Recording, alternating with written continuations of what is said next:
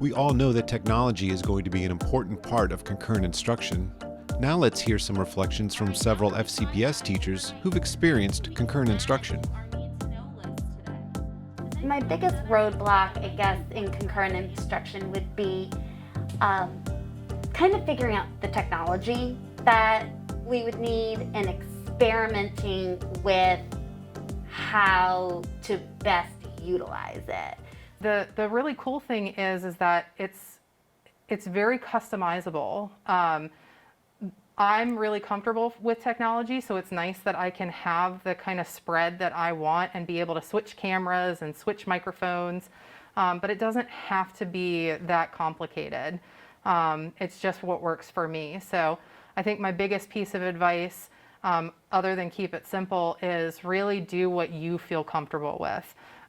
Because ultimately, if you're comfortable with it, it's going to make the class smoother, and the students are going to be able to be more engaged with you because you're going to not be messing around with different pieces of technology. You're really going to be focused on them. Don't be afraid of the technology or to try it. There's so many helpful tech people. Our tech person has been extremely helpful in asking, and whenever I need him, helping me out and saying, I want to do this. How do I do that? He's like, okay, we're going to figure it out. So just don't be afraid to try and figure out how to make it work for you.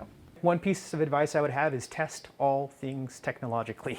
So even today, I ran into problems with what I thought was going to be no problem. So it's just, if you don't test every little piece of what you're doing, whether it's the webcam, whether it's a dock, whether it's whatever it is on the computer, there's always a possibility to go wrong. And when I run into those, it's very difficult.